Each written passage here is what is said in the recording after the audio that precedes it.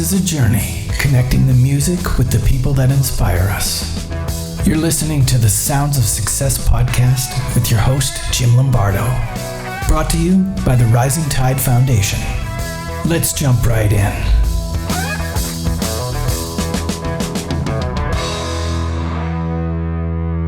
Alfonso, it's good to see you.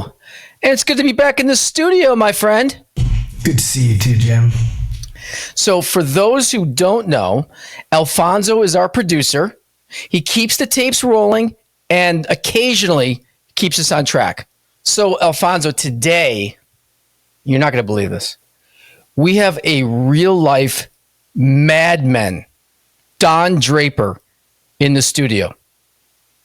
Love the show, love Don. Love Don, but the only bad news is it's not Don Draper, it's Rick Biolsi. Even better. Come on. Well, true. He's as good looking as Don Draper. So, Rick, welcome to the studio. Hello. Good he's there. Look, he came up. Look at him. Fantastic. I love it. How you doing? Doing all right. I'm happy to be here. Yeah. Fantastic. We got it. What's that, Alfonso? What? Sound check. Check 1, check 2.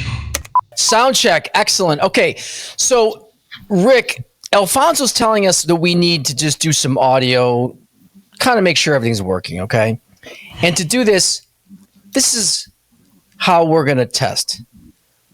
I'm going to pick a song that I think represents your nature, your personality, and really captures you.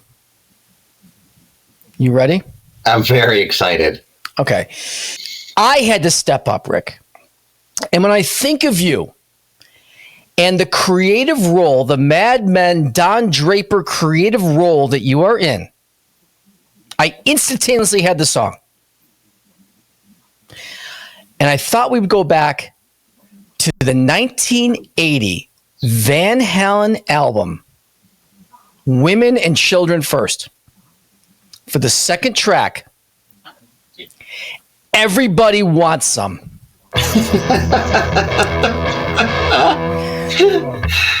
So, Rick, my question to you is, in this wonderful sound check that we are doing, Everybody Wants Some. Did we nail it or did we fail it? What do you think? Nailed it. How so? Tell me. I mean, everybody wants to be in marketing. Everybody wants to be creative. Yeah. And you sell what everybody wants. Yes. Love it. Love it. What do you think, Alfonso? How's that sound for the sound check? What do you want to do now? Sounds great. I think we got to do a mic check. Mic check. Okay. Alfonso's telling us we need a mic check. So we're going to do a softball to you. Real softball, Rick. Don't worry. In a single sentence, how would you describe your current role? Me personally or my business? Oh, here we go. This, you know what this is? He's got. I just got a flashback to another guest. You know that guest I'm talking about? Where? Gosh. Yeah. Word gets out. These are just such basic questions, and it turned into a psychotherapy session. And so, what is your role, Rick? What do you do in a single sentence? We. It's a great start. Fantastic start. My role in the company is. That's what we're looking for. My role in the company is to essentially make sure that everything is running smoothly, clients are happy, work is getting done, work is effective, clients are happy, all of those things. Teams are built, profits are being made. CEO stuff. But CEO stuff of marketing. Marketing. It's marketing. I don't know if Alfonso, did you hear that? He tries to make everyone happy. That's not what you do. You make people upset. I make people upset, yes. Especially ones who don't stay on track. What's his job title exactly? He's producer. He's the producer. He keeps things on track. He makes sure the company's profitable. I'm the resident curmudgeon. All right. Yes, we're marketing creative solutions. I am managing partner of it. I used to be design director. So I have a very. So you got a promotion. You gave yourself a promotion. It sounds like. I gave myself a promotion. There was no pay bump with it, but more responsibility, less salary. Yeah, so that's how it works. That's a good scale you have there. Yeah. You should keep going up. You make less money. Money. The company would be more profitable. Right, totally. It's true. The margins would go up because you're not paying yourself anything. All right. That's a lot there. So where are we, Alfonso? You're going to keep us on track because it sounds like Rick wants to make people happy. We're looking great. Ready to record track 1, built on the backstory. First track. This is your first track of your album. Tell us about Rick. Where'd you grow up? I grew up in Bath, Pennsylvania, a tiny, tiny, tiny little town in the Lehigh Valley outside of Allentown, Pennsylvania. Country, cows, corn, guns. Okay. On a scale of 1 to 10, how would you rate your childhood? I'd say I had a good childhood. Yeah, I had like a very wholesome childhood. You know, yeah, we were in the country. People were far and few between. Had good friends, rode bikes, swam in quarries. Nice. Went cow tipping, stuff like that. What was that? What was that last one? Cow tipping. Cow tipping? Yeah. You being serious? No, I mean people have claimed to have done it. I have not done it myself. So, in the rural areas of Pennsylvania, swimming in a quarry is pretty country-esque. Yeah, that's pretty country. I mean, it depends. Like when we were a lot younger, driver's license, we'd just ride our bikes everywhere and be out all day. We'd be in the woods building forts. And we would, there was a big quarry by where I grew up, Chapman's Quarry. So there was a bunch of them, and there were like tunnels going through the quarry. So we would go in there and explore. Probably the most dangerous thing you could possibly do. Yeah, that sounds very safe.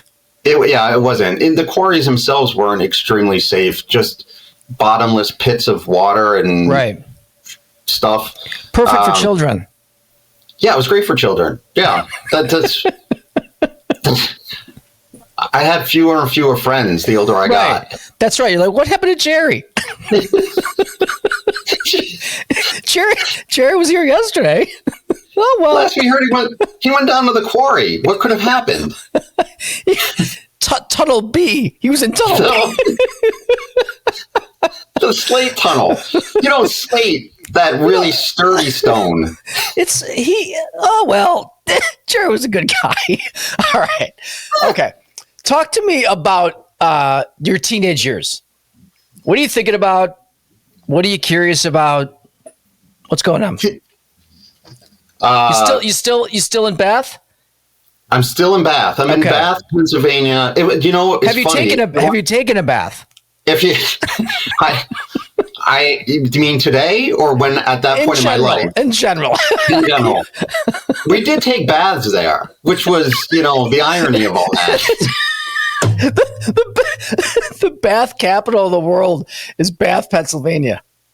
What's fascinating, if you really want to dig into the ins and outs of Rick Biolsi, I actually didn't live in Bath. Bath was the address where my mail went. I lived in Morristown. I didn't even live I lived in a township.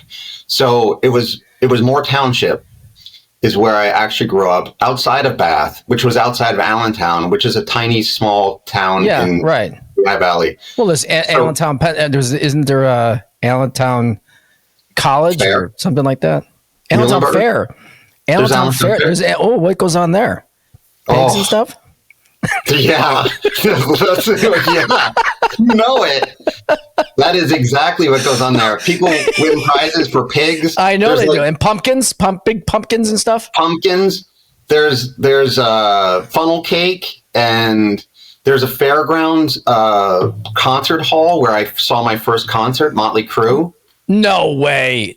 Yeah. At a country fair? Yeah. They went out. Crew went out to Bath, Pennsylvania. Huh? 1980. In between the pig judging. Actually, that was the off season. That wasn't at the fair time. I thought when you said that, I thought that you had got. It was like, I had pig judging. And Motley Crue too. Motley Crue's here. And Motley Crue to boot. On stage 3, we've got a little band. We've got the prize-winning pig, and on the side stage, Nikki Sixx. And they both have lipstick. They both have lipstick, right? Oh my God! All right, so that's what you're doing as a teenager, hanging out at the country fair and swimming in the quarry. Yeah, riding bikes. Doing stuff like that. I don't know. I feel like when you kept saying riding bikes in the country, I feel like you had a basket with ET in the basket. That's what's in my head right now for some reason. minus Jerry. You're riding your bikes with ET in the basket. That makes me feel like it wasn't really ET. It was just a stuffed ET that I would ride around. There goes Rick again. Rick without any friends. What a weirdo. What a weirdo. Okay. All right. You're going to have a lot of editing on this one, my friend. You're going to earn your stripes there, Alfonso. Yeah, keep it up. Okay.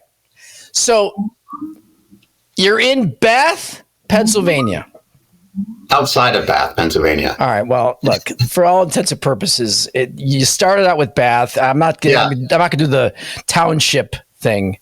Fine. But let's just call it Bath. That's where you grew up, right? It's easy. Yeah. It's easy to pronounce.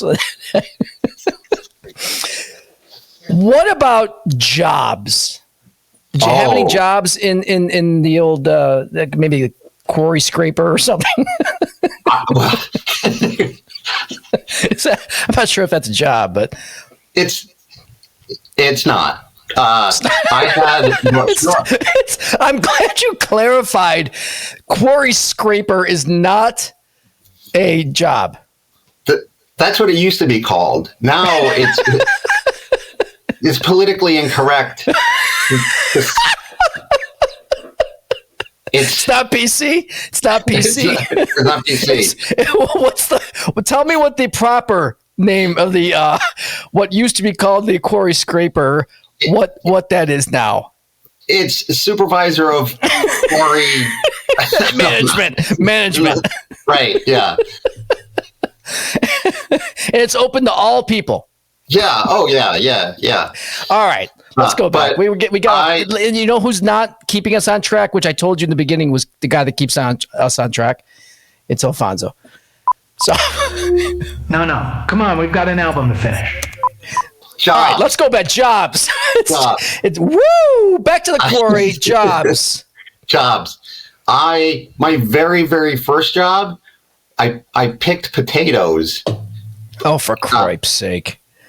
I literally was in the dirt of the potato fields. Is this your farm or someone else's? Farm?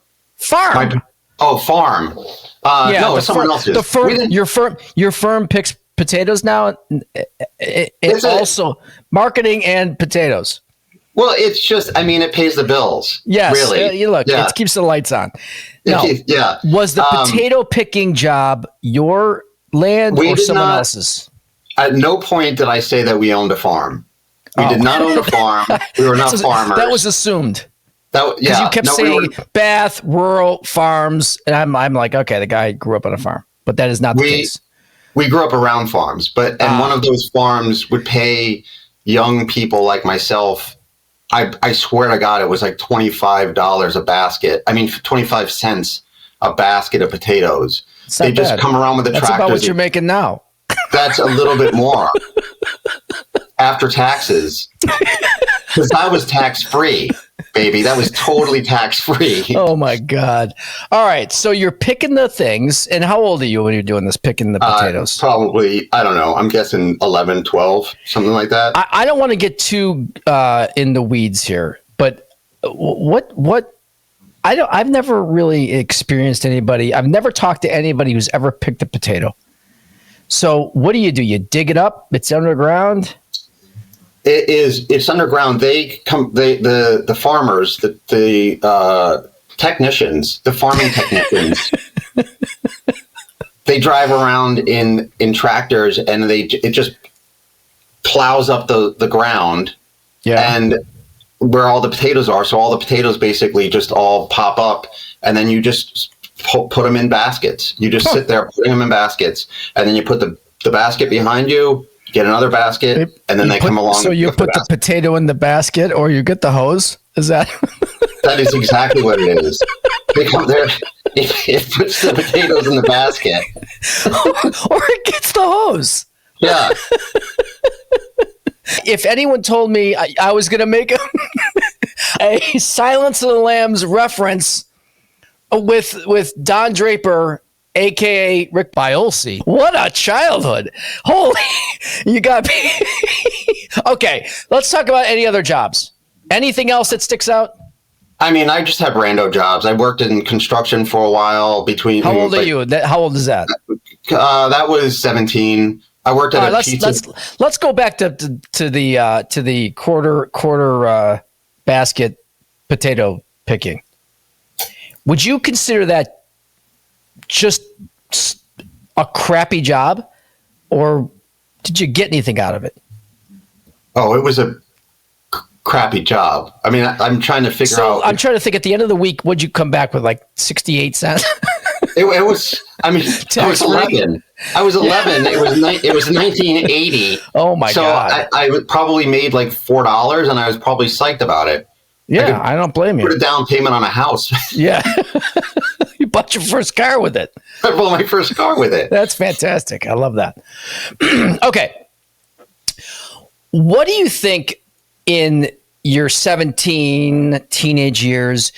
Was there a turning point where you kind of led you down that creative path that maybe you said, hey, you know what, I got a little knack? Yeah, early on, I always drew. And then everyone just associated me with being creative. I drew a lot. And then so all my teachers. Is this early, like in elementary? Year? Everything. Okay. Yeah. Right. Yeah.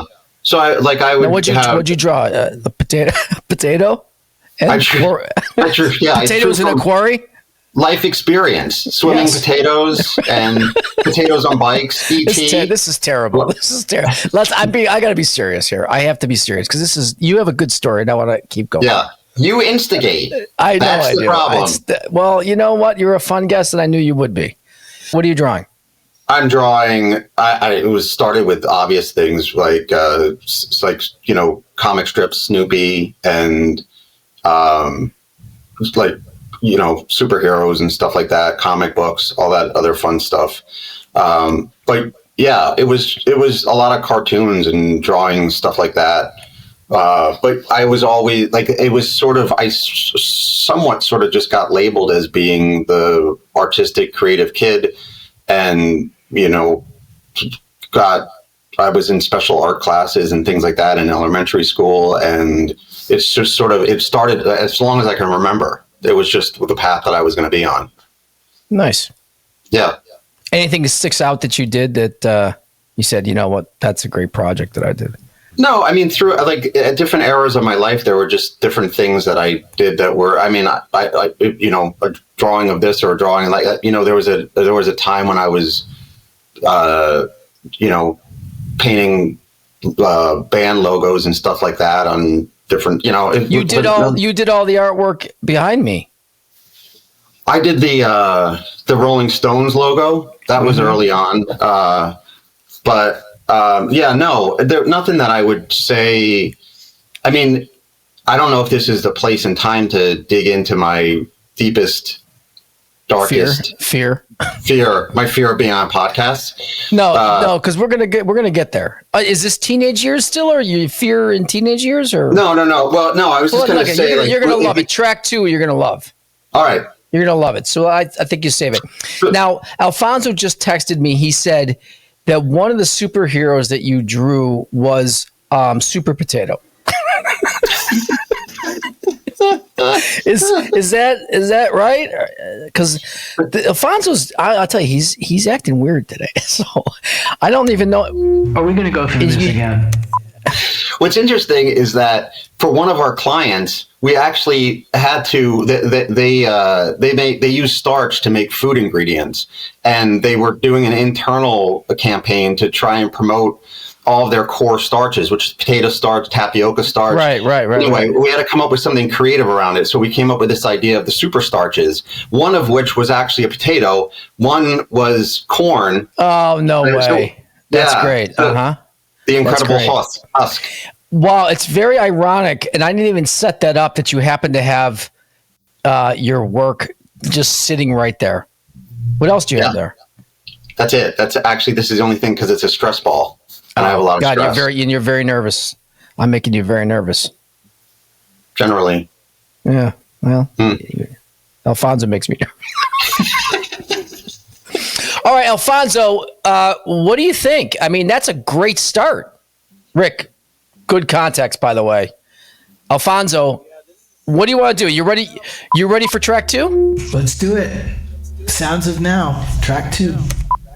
Okay, Rick, this is great. Your fans want to know what you're up to now, and track 2 is called The Sound of Now.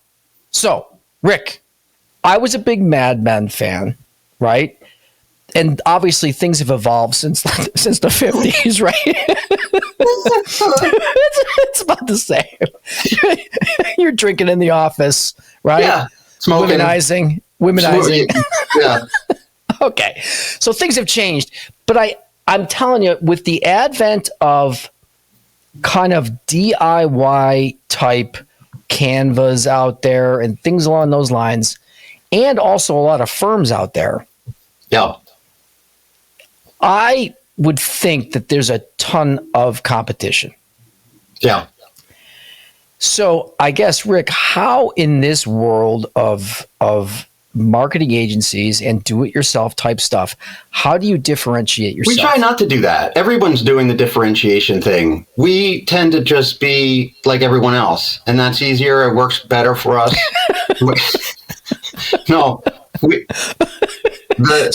So lay low. Lay low. Wait for stuff to come to you.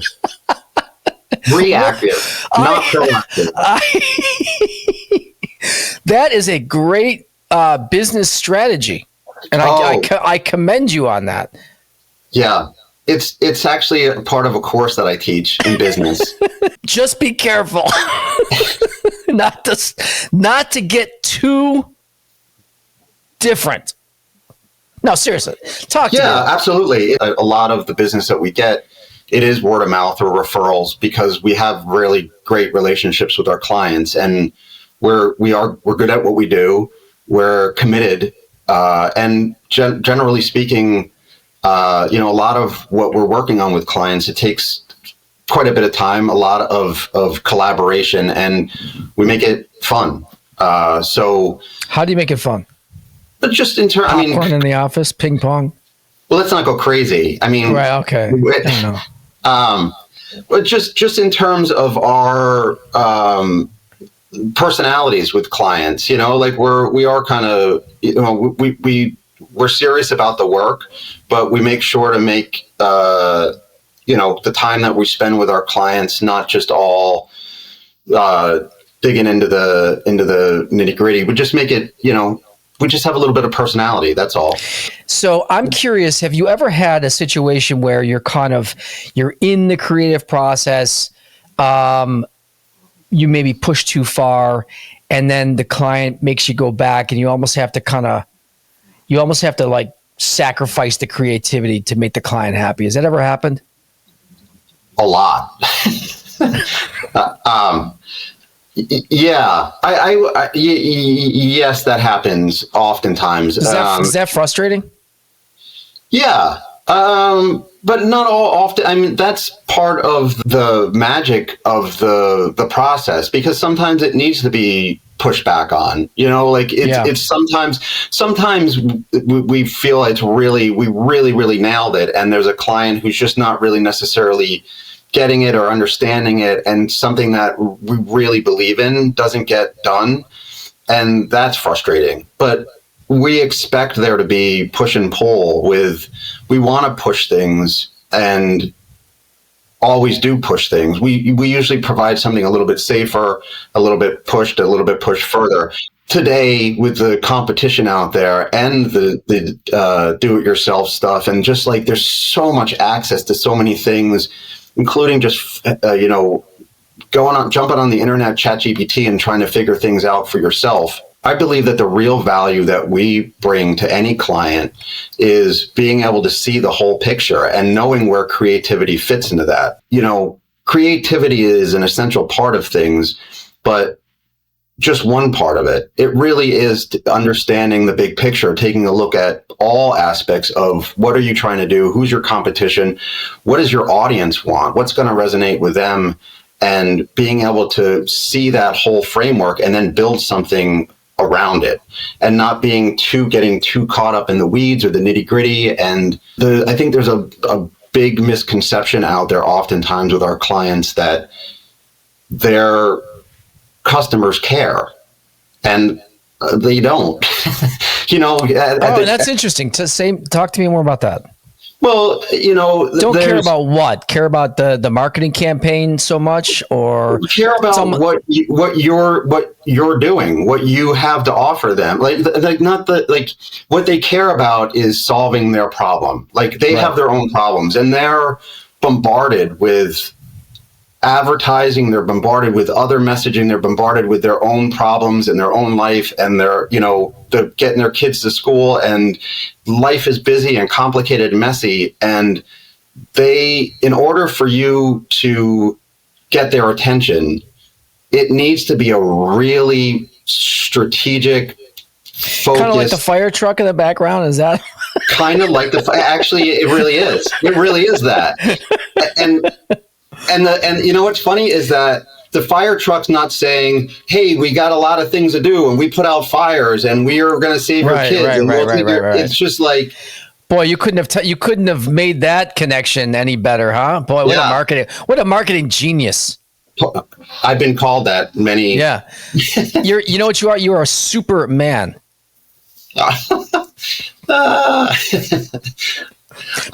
More like a super potato. Super potato. My head definitely gives off that vibe. We have that. We got that whole. We're doing the same thing. We're doing the. I think you got some. You put some powder on your head though. My head powder. You know what's so funny? You were so being serious for a little while, and then I got sophomoric on you. You couldn't help it. It's all right. Well, Alfonso's saying you got to move it along. So he's not. He's a bad man.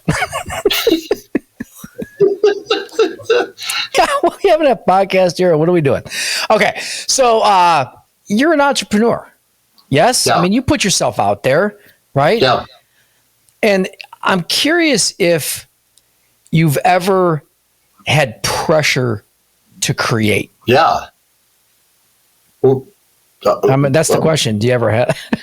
Have I ever? Can we bring Josh back? He can straighten these out. Do you know how many times I've referenced Josh in other podcasts when things go a little sideways?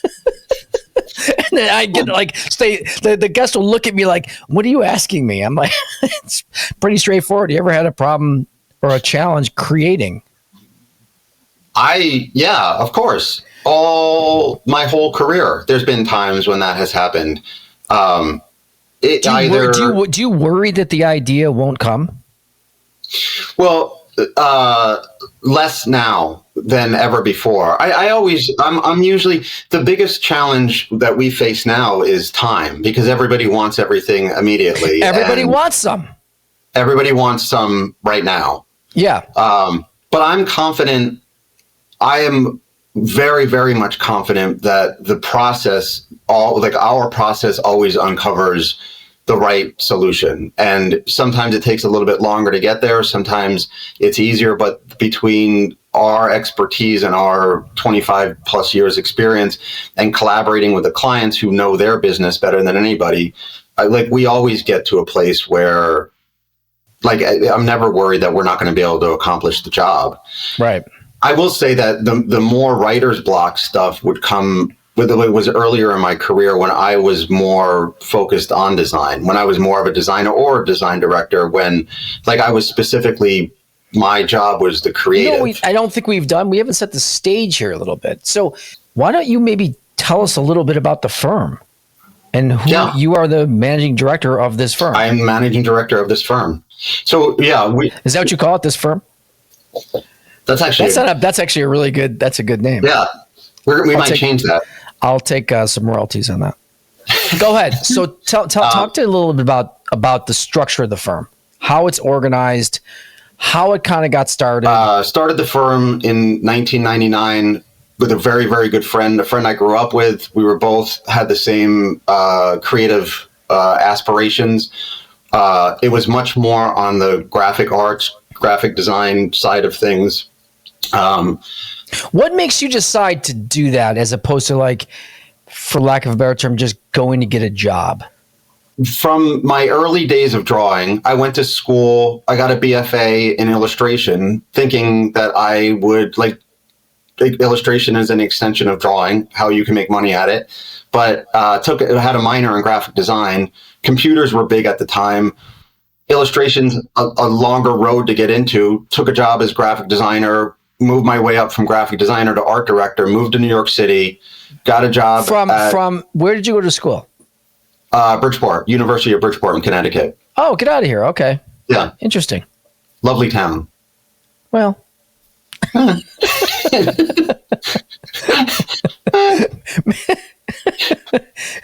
I think not much has changed since the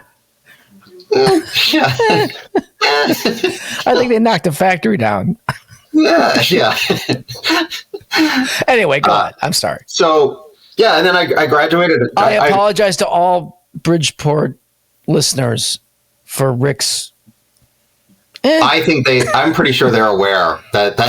Oh, they do? They're aware of it? Yeah. Okay. All right. Yeah. So that's kind of the way you get to New York. Yeah, I worked in Connecticut for a while, and then I moved down to New York, and I worked at a agency in New York for a little while, and then I was like, you know what, it's time to do this. Started the business. A business has evolved quite a bit over the years, from being more creative agency to being more strategic marketing agency. Right. And I think that's a lot of times there is a misconception in that. Well, again, like what I said earlier, the creative is obviously a huge part of what we do, but there's a more now than ever, I would say, there's strategy involved, because creatives all freaking over the place, and it's easier to do, it's easier to get. With AI, it's even easier. And it's not just about putting creative out in the world, it's being strategic about what creative you put out, all that fun stuff.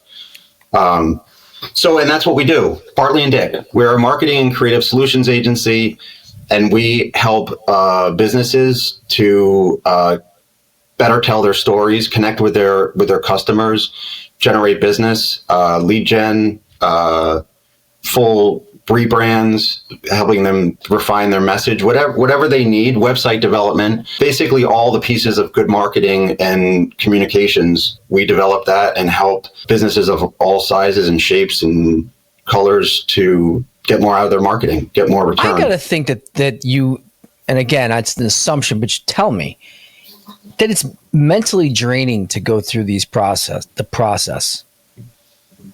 creative process.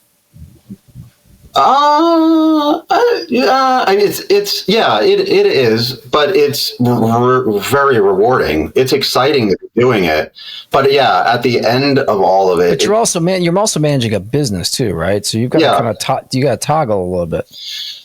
I would like my passion, and my passion has grown for all of this over the years, and my passion is much more now about the business side of things and growing the business. And I'm much better suited for being a marketing person than a design person. So more strategic. Yeah, I find a lot of reward in all of that, of really trying to figure out like what's going to be the right solution to solve this challenge, to really accomplish what it is that the client is trying to do. But at the same time, building the business. I don't know, I get a lot of satisfaction out of doing that. How do you stay inspired? Like, who supports you? Who do you lean to? Jim Lombardo. Edibles? Seriously, how do you stay inspired? Like, I mean, you got the project, but you also, if you're strategic, how do you stay motivated? I don't know. I think editing, Alfonso. Yeah. Is Josh around? Can we call it? I'd like to lifeline. Okay, look, we'll move on. Okay.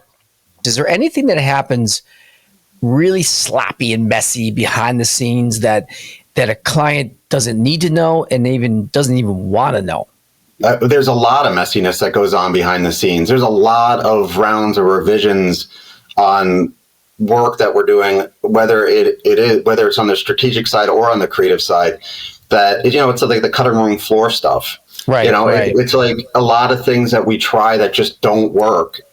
Concept exploration and mood boarding and trying to figure out the right path forward, that most of it they don't see. They usually get like probably they see, I don't know, 30% of what we have actually created. Right. Don Draper didn't have that problem. No, I know, but you do. I do.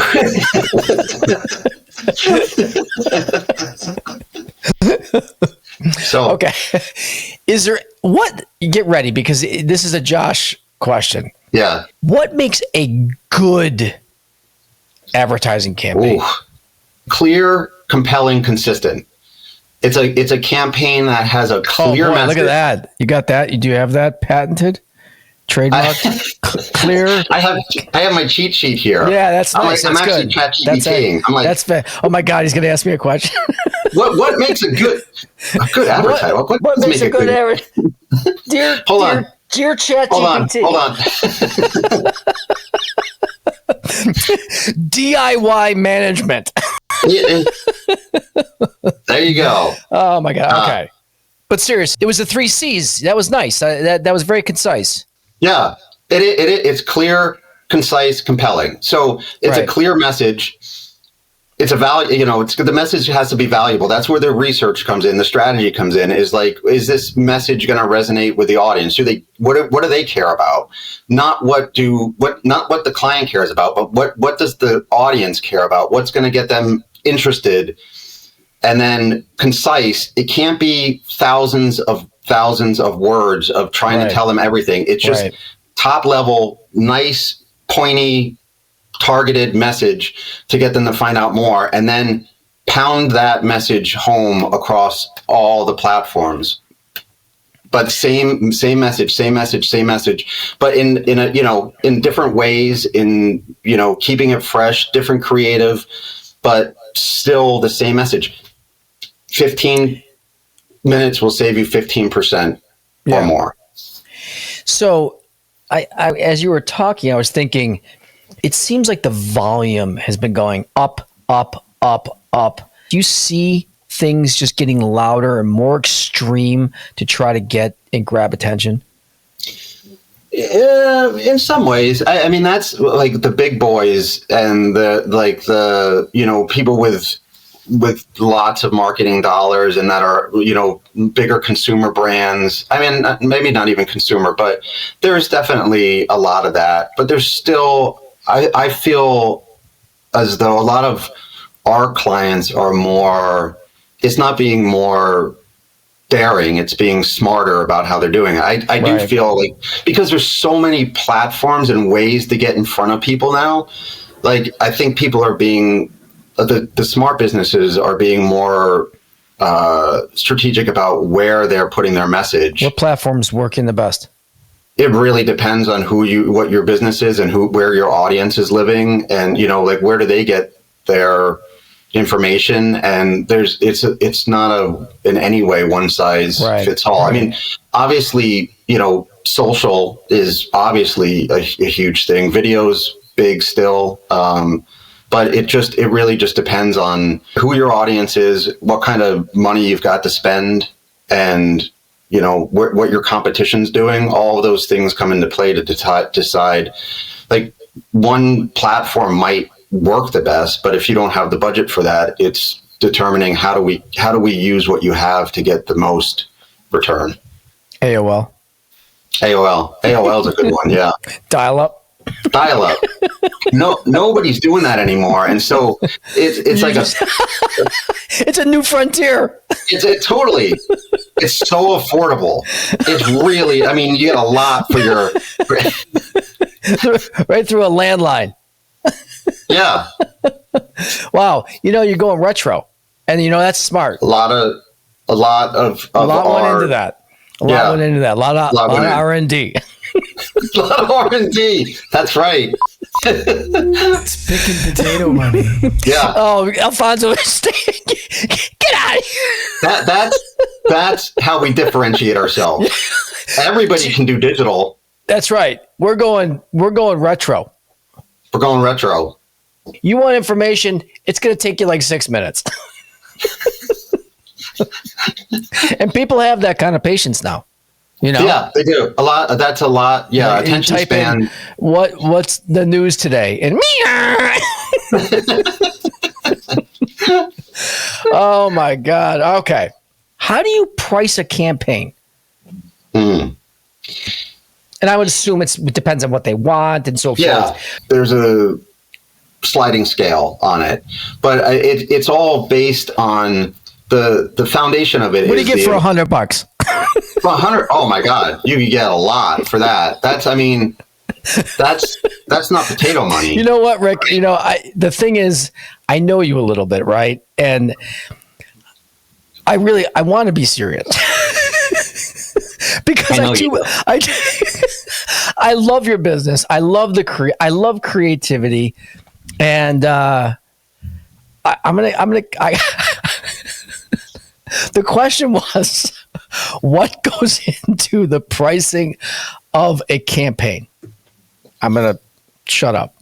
I don't know that you can. I'm going to, though. I'm going to because I'm curious. Alfonso, can we mute him? I'm the wrong guy to mute. We have a baseline of what we need, depending on the project, of the amount of hours that goes into it. From the, creative director, the copy director, strategy, design, all those pieces. We have a pretty solid framework in terms of, like, for the standard project, websites, rebrands, any kind of branding project, campaigns. We sort of have this is the base based on the actual man hours that we're going to be spending. But then it does depend on really what is the value to the client. So it really kind of, it does fluctuate in some cases. And with some clients, right now we're working in a lot of industrial B2B clients, but we also happen to have a bunch of nonprofits. And so we sort of balance it out where we do sort of, we work a lot more with the nonprofits to get the prices down for them. But you're still putting in the same hours. Yeah, it is putting the same hours, but again, like it is a almost maybe it's almost an advertising piece. There's a baseline of profit. Like we can't go any lower, but like for nonprofits, a lot of times it's not pro bono work, but we kind of look at it that way. If we're able to, keep things going with the regular businesses. I mean, to be honest with you, I feel pretty fortunate right now with most of the businesses we're working with. I feel, we're making a difference for them, and it's very, very much rewarding versus, there's been times when we work with the Amazons of the world, and that, obviously there's some excitement about that and some satisfaction of the projects we're working on. It's tough to move the needle. it's tough to move the needle. It's tough to feel like you're actually making a difference. Yeah, and that's kind of the same thing with like the point of the nonprofits is it's just very much fun to be working with, purpose-driven organizations to feel good. Is there anything that you wish somebody maybe had told you when you first started out? Yeah. Don't do podcasts. Do this one, but it was that one you did last week that you feel ashamed. Okay, edit. No, that's staying in. Yeah. No, but seriously, is there anything if someone told you wish someone would have told you this because you had to learn a kind of a tough lesson later on?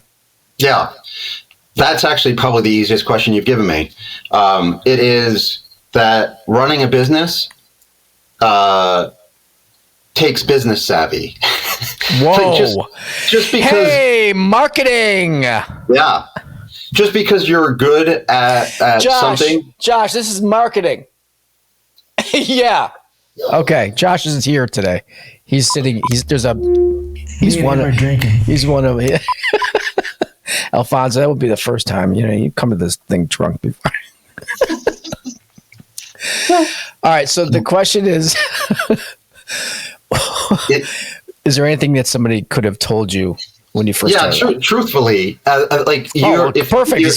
Alfonso is being truthful. Like probably the first 10 years of Bartley and Dick, we our business savvy, we didn't go into it really understanding how to run a business, how to really run something to be a profitable business, to look at it as a business. We looked at it as we provide a service. Mm-hmm. And we're good at marketing. We're good at design. We're good at delivering these pieces. And our clients liked working with us, and we enjoyed the work that we were doing. What was the aha moment that you said, "Holy shit, we got to run a business"? I don't know that there was an aha moment. I think it built over time of ups and downs, of constantly losing money, of constantly, of having just started my 401k at 56. That was something like that. No. Yeah. It actually did take time. And that's why I wish. Well, I'm going to tell you, you look great for 72.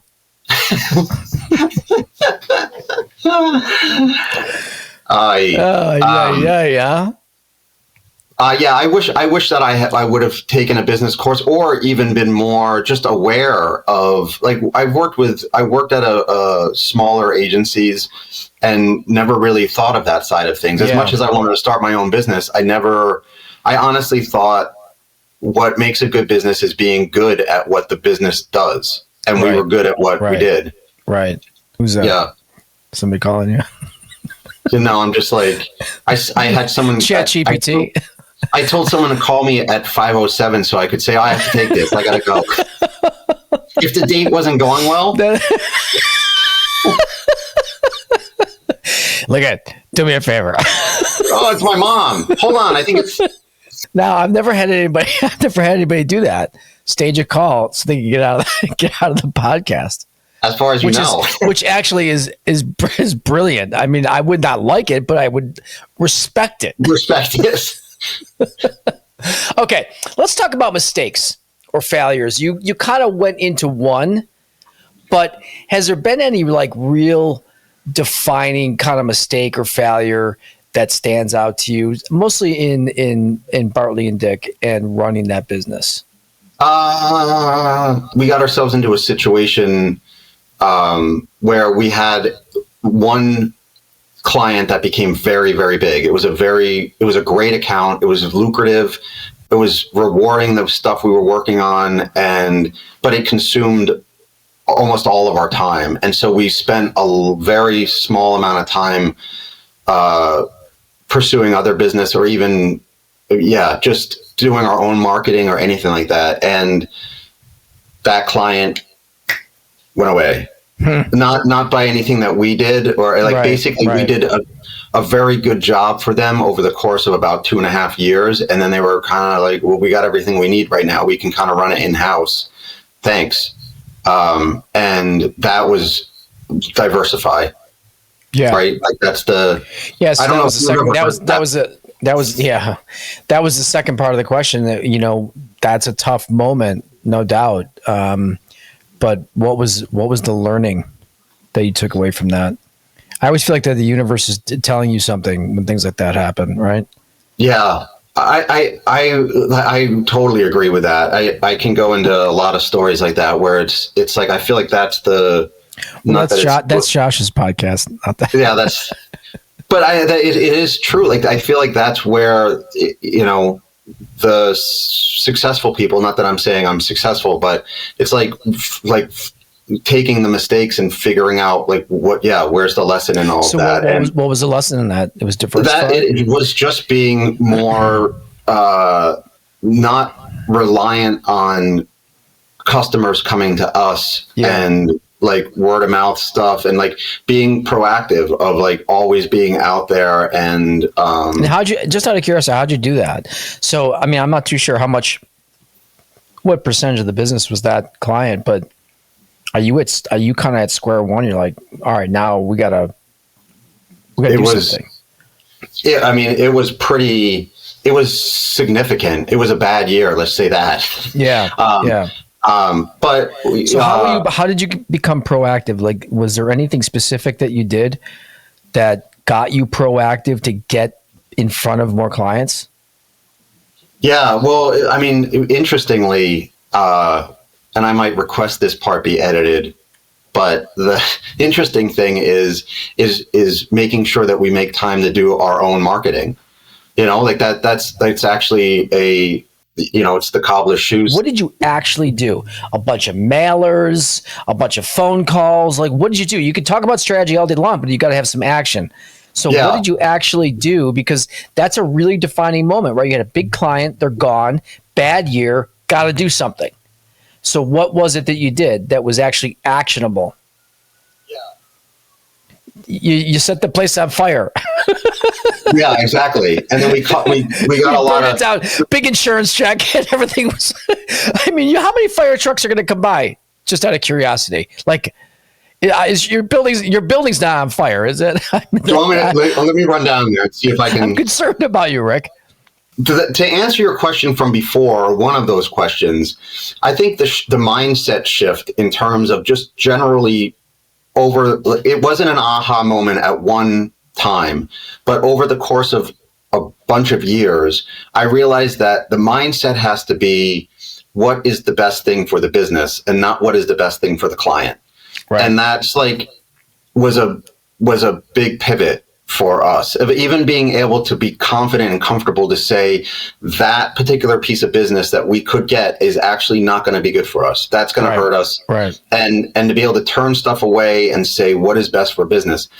In terms of like what we actually did, that actually was over the course of a few years of really re-examining everything, from going from a business that was a lot of word of mouth referrals and really shifting to being proactive and being able to market ourselves. We had to re-examine everything that we were doing, how we were presenting ourselves, how we were actually literally positioning ourselves when we were talking to customers and prospects, and then redeveloping our sales materials, and then doing what we do for our clients, which is determining who it is that we want to be going after and putting together campaigns on a consistent basis that's going to generate the leads. The biggest challenge in all of that was prioritizing ourselves. Right. Like, that's because it's always like, well, the client needs this and the client needs that, and we have to do this. And like, our stuff could always get pushed, and that's what we always did. So it had to be a shift of saying like, no, like this is actually the most important thing that has to get done, and committing to it. Yeah. It's still a challenge. Yeah. Yeah. Yeah. I get it. So it's a great pivot to the next question. What about self-doubt? You ever deal with self-doubt? Never.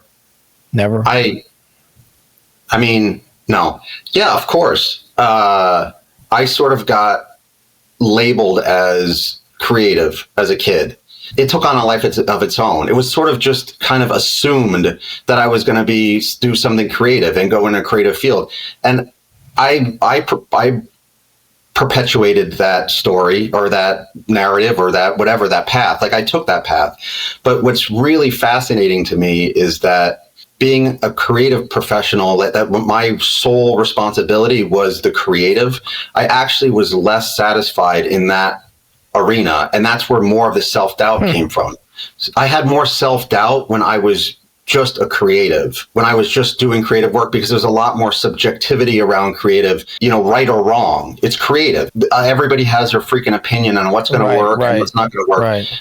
And like, had it to do over again, I still love marketing. I still love creative. I still love just generally art and all of that. But I feel a lot more confident in everything that I do, and that we do as a business now that I've got creative people under me.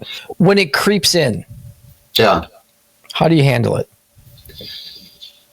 Fetal position. Yeah. Yeah. Smart. Yeah.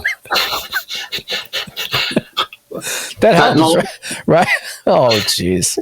Edit it out. This is PG, man. What are you doing? Drugs? Fentanyl's not. That's fentanyl. Sorry. This is terrible. Can't let son listen to this. All right. Fetal position. Not what else? At this point, what about weeping? Weeping sometimes. At this point, honestly, at 56, I feel, I don't know, there's just a part of it, it's like you just deal with it. Like, it's just like, I don't let it seep in too much. Right. Things to me just, I don't know, matter less now. Did you have any self-doubt when Alfonso said that it should be Santa Claus is Coming to Town as your song? Was there any self-doubt there? I actually lean into that. I feel like women these days, they love Santa. Do they? Which version though? That's the thing, because there's only like 60 different versions of that song.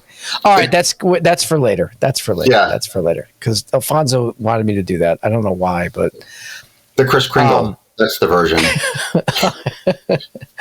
Okay, I asked this pretty much to everybody: resilience or adaptability? Which one is more you? Oof, that's interesting.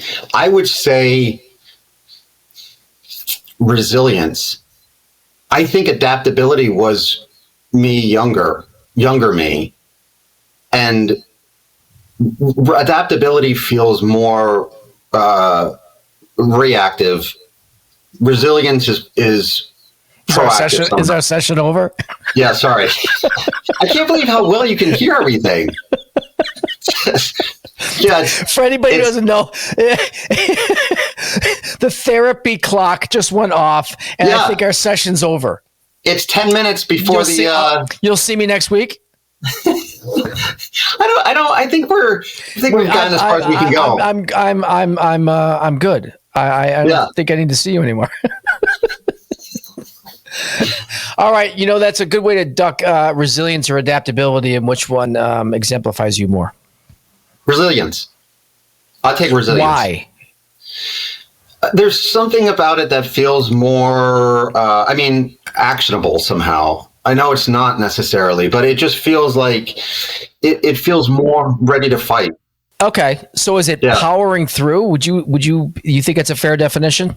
I think so, and I think that's part of this whole, all the business and all of that. It's like it is a battle. It's just all of it. It's exhausting and overwhelming and stressful and all of that. And I think you need both of them. But the resilience of it feels like I need that battle cry to keep it going. Right. Something like that. And when you're feeling stressed and you're feeling that way, how do you approach your own personal development while you're running the business? I am working very hard at making sure that I'm focusing time on those priorities. It is hard. We're still a little bit, what I'm working on is delegating more and finding the right people to be doing the right things, which is one of the hardest things I think any small business can do, is finding the right people. But just keeping that mindset of that I shouldn't be in the weeds doing things. I need to be spending more time on, listening to podcasts, doing like this one? Like this one. I mean, I get a lot of it. You know which one you're going to enjoy? The Rick Biolsi. I heard there was a lot of good stuff in there. He's good. Yeah, there's a lot of good stuff. I mean, in terms of just my own sanity, it's exercise and meditation. I don't know if that was part of it. Yeah. It is. I'm glad you went there. That kind of kills another question I was going to ask you, but that's good. I like that. So talk to me a little bit about the meditation. How are you doing that? It's my own just simple practice of 20 minutes. Do you have a specific time you do it? Yeah, I don't stay dedicated to a time. I've tried to do that, and then it ends up causing me more stress. I like kind of do it. It's usually at the end of the day. On the weekends, I'll usually actually start my day with it. But during the week, it's when the day's kind of slowing down, and it is usually. There's been times when I've done more, but now it's just 20 minutes. That I guess that's good. It's regular. It's consistently regular. Right. Don't do it. Don't go there. That's actually when I meditate. That's the time I meditate. So yeah, I'd say pretty much every day. Alfonso made the comment in the background. I had nothing to do with that. Yeah. It's disgusting, Alfonso. I only mentioned prunes.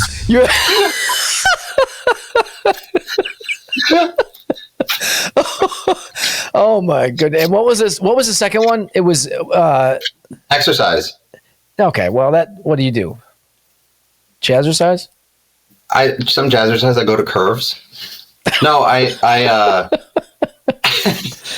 belong to a gym it's kind of a cross training gym, and it's actually I'll give it a plug. It's called the Fort.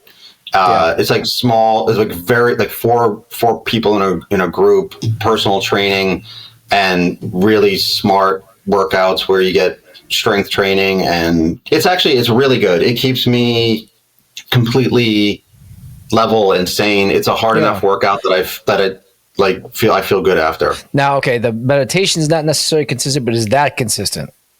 That's consistent. That's 3 days a week, and then I'll usually throw in another day of. Sometimes I'll do like a hot yoga thing or a running thing when the weather's nice. But those 3 days a week, I'm definitely probably that's the most consistent thing in my life. I like it. Good. Yeah, except the fentanyl. Jeez, this guy. Okay, this it gets a little tougher now. So, oh boy. If you think back, anything you'd change? Maybe a path you could have taken, and maybe curious how that would have played out?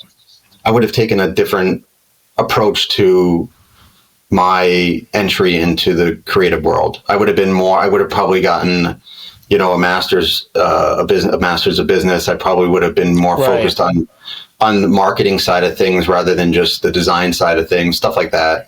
So you don't think you would have changed going down the creative field, augmenting it with business? Exactly. Yeah. Got it. Where do you see yourself and B&D in the next 5 years? I see myself as being even more removed from the day-to-day stuff and more managing of of a senior team of more not more senior people, but more of senior people underneath me, building out a stronger team, and just growing the business. I'd like to, how do you get there? It's doing what I'm doing right now. It's like focusing more on what the business needs to be successful, being more focused on making sure that we're actually really keeping our eyes on what is a profitable project and how to maintain that profitability. Again, like even being able to say no to clients that, clients tend to unintentionally expect more and ask for more, and that trying to manage all of that, but all that stuff, and just really being focused on growing a business into being a bigger business, a bit more lucrative. Where business. are you now in that spectrum? We are early in it. I mean, where all of the essentials have been built. There's always room for improvement on our processes and like I said, building our team and all that. But in terms of like how we are positioned and the opportunities that are out there, we're all set. We're just like deploying it. This year has been a big growth year for us, and I anticipate that, we'll continue to go this way. Well, we will agree to circle back in 2 years and see where you're at. Is that fair? I feel like that feels like a good timeline in terms of being on the show again. Talking to me again? 2-3 years sounds good. Do you want to put something on the calendar now? Yeah. 2028. I'll see you then. Sure. All right. Wait, no, I can't do that weekend. Can we do the weekend after? I got a big strategy session. Any big thing? Maybe you kind of answered this already, but any big thing that you're thinking about in the business? No, I mean, we've been again pretty fortunate this year with a lot of new clients coming in, and it's all consistency in the types of businesses we're working with and the types of clients that we've been working with. And that, again, it goes back to, we used to be all over the place because we took the business that came in. Over the last 3-4 years, we've been trying to really streamline and be more consistent, and that's where we are. And I'm excited about that. I'm excited about continuing to go after those similar types of B2B industrial clients. What does that mean? A B2B industrial? What is it, like business to business? I get that, but what industrial? What, like HVAC? Construction type stuff, or infrastructure, or even it's like the non-sexy things of helping hospitals to have unlimited power supply closets, and the hardware that goes into it, but also the building of the room and all that. Like, it's just unsexy things. You say unsexy, but Alfonso did the Santa Claus is Coming to Town, but do you know what his second song that he was going to do? Something by George Michael? No, Right Said Fred. I'm too sexy. So I said, Alfonso, I'm not sure where you're coming up with these songs, but it's interesting. You said you're doing not sexy. I bring the sexy to it. The Right Said Fred, do you bring that to it? I bring that to it. That's how I start most new client meetings. Oh, in that mesh shirt? In that mesh shirt. You do your little turn on the catwalk? I do my little turn on the catwalk. That's right. It's almost disgusting that I know the lyrics to that song. It's actually pretty good. It's pretty pathetic. Yeah. All right. So what this podcast is, right? Sounds of Success? Yeah. Okay. So how do you define success? I think it's being satisfied in the endeavor that you're engaged with.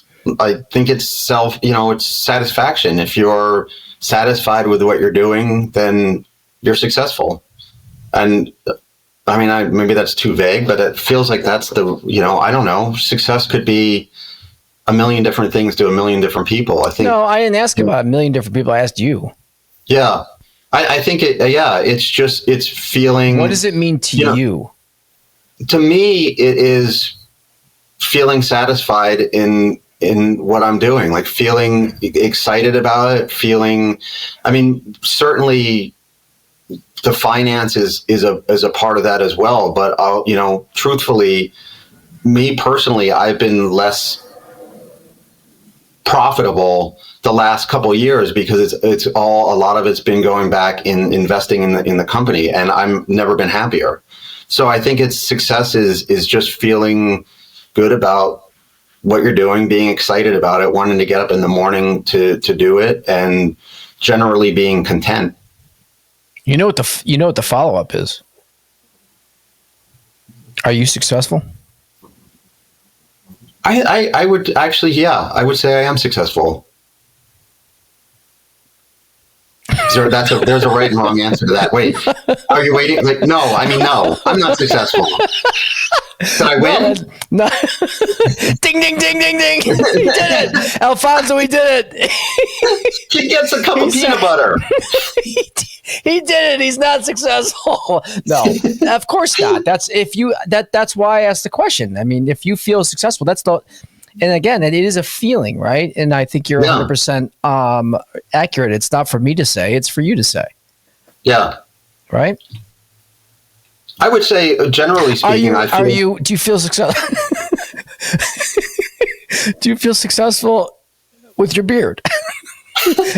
I mean, it's incredibly groomed. I swear it is unbelievable. For anybody who can't go to YouTube and watch this guy's got a beard that's the envy of David Letterman and his new beard. You like his new beard? It's shorter now, right? I believe. Yeah, but he went a little nuts there for a while. Yeah, he went a lot nuts there for a while. He was. Why don't you do that?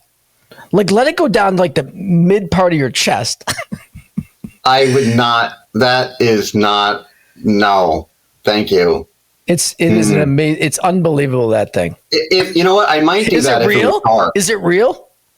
No, I painted on.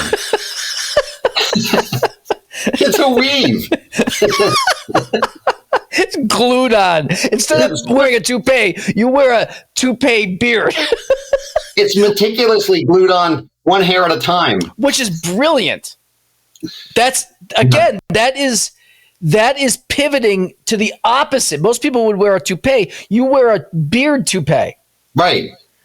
God. And then people would say, is that because you can't grow facial hair? And I'd be like, no, actually, I can grow a beard fine. But this is easier. This is easier. You just glue it on. I mean, you have to shave really well first so it sticks. Right. But in the end, it's worth it. It's absolutely. I think we're on to a marketing strategy here. Nobody's doing it.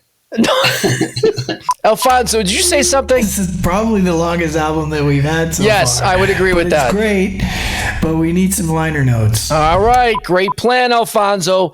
Rick, any great album has liner notes, and that's usually the best part of the album, right? So you can listen to music and you can read the liner notes. So we're going to get some liner notes for your album.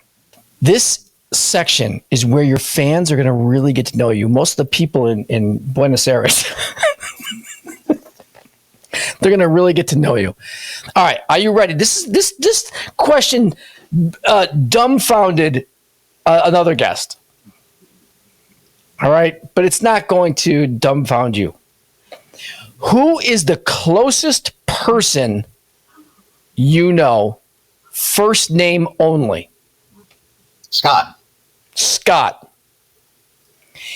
If I ask Scott to describe your quirks and weird habits, what would he say? Jesus, that's the freaking hardest question ever. Quirks and weird habits? Jeez, you want a lifeline?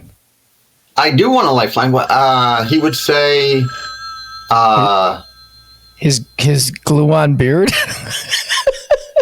I can't think of anything that you would. Oh, come on! You don't do anything weird. You don't do anything weird. You don't do anything weird. You don't have any quirks. I would say you're the first human on the planet Earth. He did it, Alfonso. He did it. He has no quirks. Of course, he's Santa Claus. Here comes Santa. Here he comes. Here comes Santa Claus. It's true. You know what? Santa Claus doesn't have any weird quirks either. And that's very, you know what? I knew it. And what's that red sleigh in the background? That's weird. What? Maybe like don't take a lot of time with it, Rick. I mean, I'm pretty much maybe I'm sort of a pretty isolated. Like I'm an island. I'm a little bit of a, I'm pretty well guarded, small community around me. No?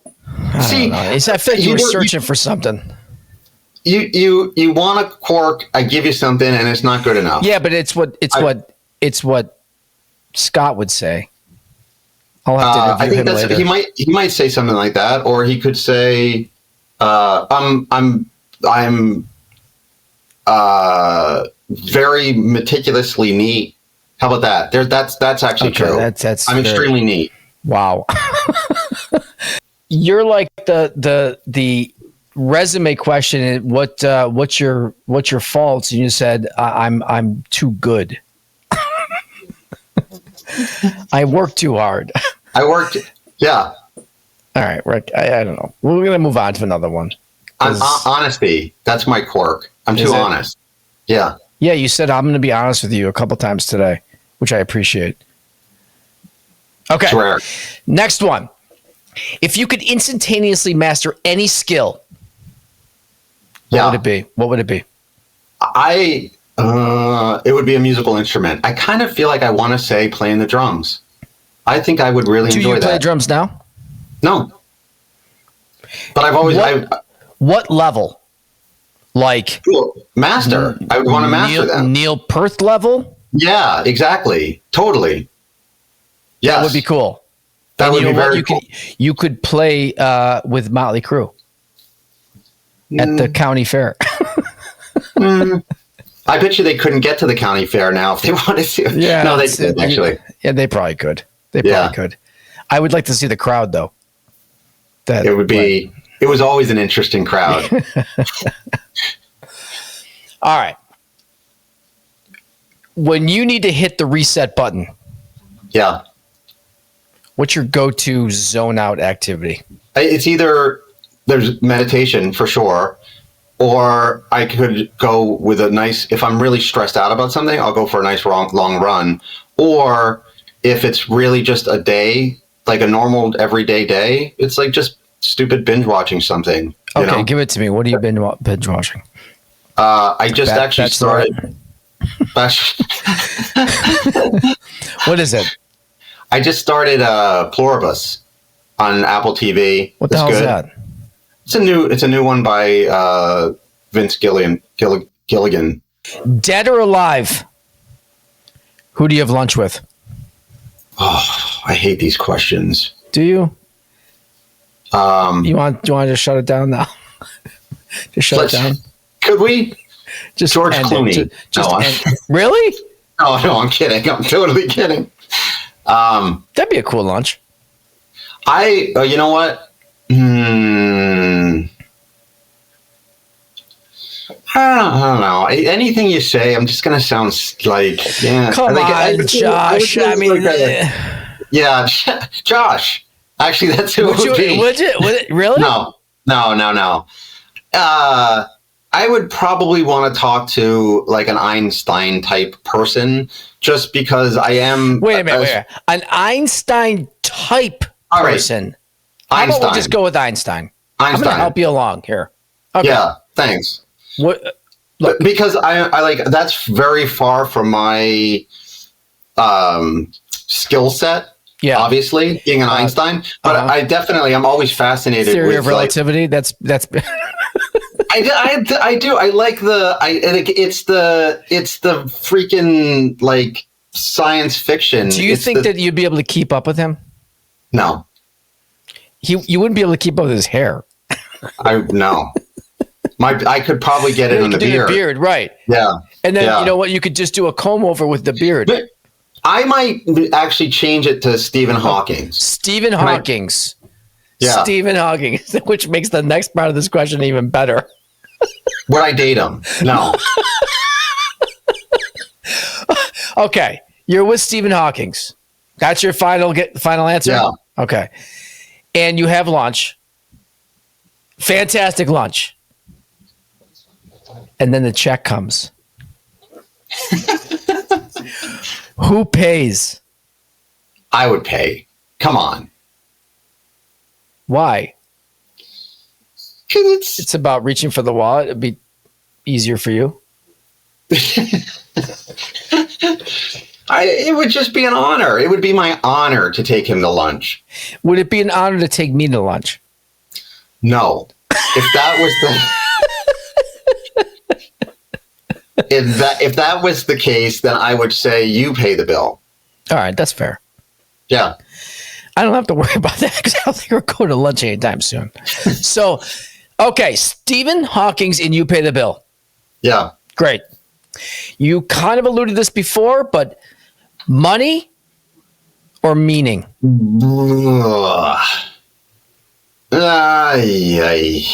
I mean, are we talking in like at the end of my life type of thing, or like throughout my life?